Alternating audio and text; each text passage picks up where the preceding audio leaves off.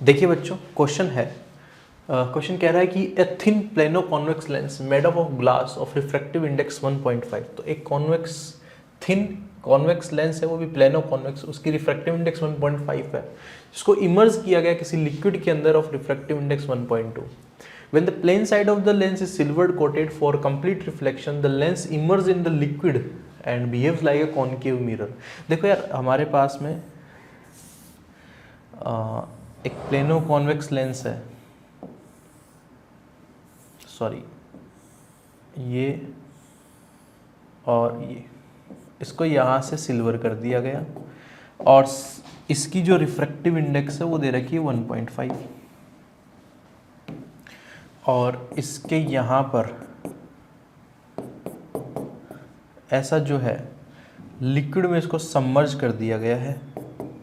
Wait a minute,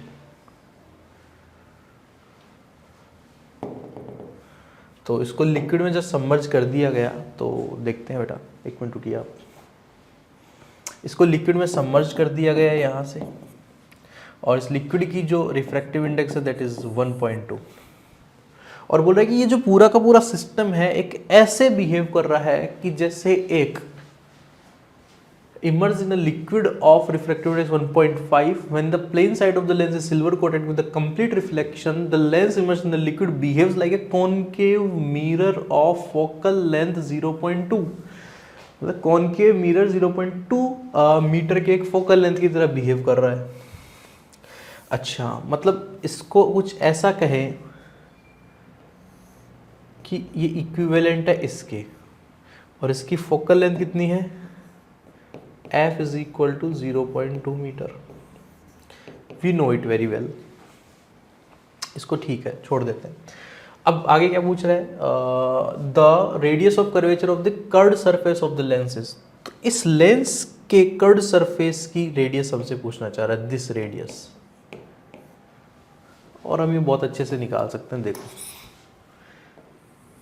सबसे पहले तो क्या हम ये जानते हैं कि अगर मान लीजिए इस सिस्टम से अगर कॉम्बिनेशन बनाए तो एक्चुअली है क्या है, इनके इक्विवेलेंट ये काम कर रहा है।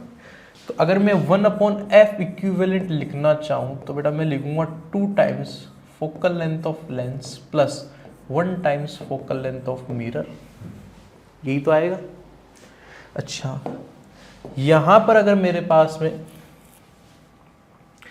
2 times focal length of lens plus 1 times focal length of mirror आ गई, तो focal length of this mirror is, बेटा इसकी रेडियस कितनी होती है हमें पता है, radius of this plane surface is infinite, तो ये 0 बन जाएगा। तो 1/f equivalent is equal to twice of focal length of lens. क्या मुझे इक्विवेलेंट फोकल लेंथ पता है 0.2, और फोकल लेंथ ऑफ दिस क्या कहते हैं यार हमारे पास में जो भी है कॉनकेव मिरर, इसकी हम नेगेटिव ले लेते हैं तो बन जाएगी 1/0.2 which is equals to 2 times focal length of this lens. ठीक है, and we know very well कि focal length of this lens कितना आ जाएगा बेटा आपके लिए, focal length of this lens आ जाएगी, ये ऊपर चला जाएगा, इधर चला जाएगा, दैट इज -0.4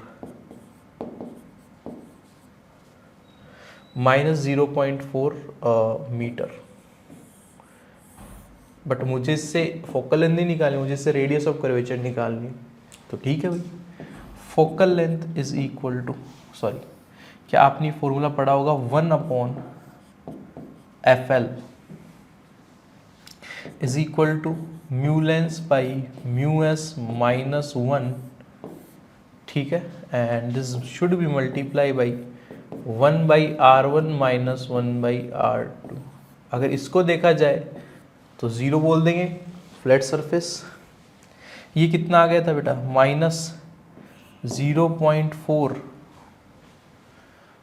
ठीक है, एंड -0.4 डिवाइडेड बाई,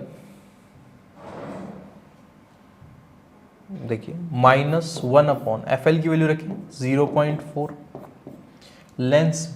लेंस का रिफ्रैक्टिव इंडेक्स कितना है बेटा, 1.5 minus 1.5 divide by 1.2 minus 1 into 1/r। मुझे ये r निकालना है, तो यहाँ पर मेरा बन जाएगा -1/0.4 इज इक्वल्स टू 1.2। अगर मैं कॉमन ले लेता हूँ, sorry not common, it's LCM, LCM लेने के बाद 1.2 आ जाए तो 1.5 minus 1.2 that is 0.3 into 1/r।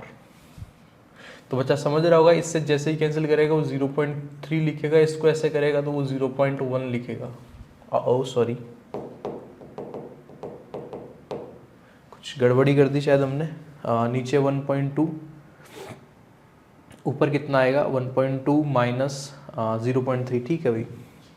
तो यहाँ से जैसे करोगे तो r की वैल्यू कितनी आएगी बेटा, r की वैल्यू आएगी 0.3 इंटू 0.4 डिवाइडेड बाई 1.2। इससे काटो पहले 10, फिर इनसे काटो 100, कैलकुलेशन दिख जाएगी क्या होना है। ये गया 3 बार, ये गया 3 से 3, इससे ये गया, देन रेडियस इज -0.1। तो रेडियस जो है वो इसकी ई आनी चाहिए बेटा 0.10 के नाम से। तो 0.1 is in option number 4, it should be the correct answer. देखो वो माइनस आने का कारण ये है कि हमने फोकल लेंथ को नेगेटिव मान लिया था। आप नेगेटिव नहीं मानोगे तो पूरा आंसर फिर पॉजिटिव में आ जाएगा। मतलब वो इसकी तरह बिहेव कर रहा है ना, तो हमने इस बिहेवियर का इक्विवेलेंट लेके सब कुछ सॉल्व किया है। ठीक है, थैंक यू।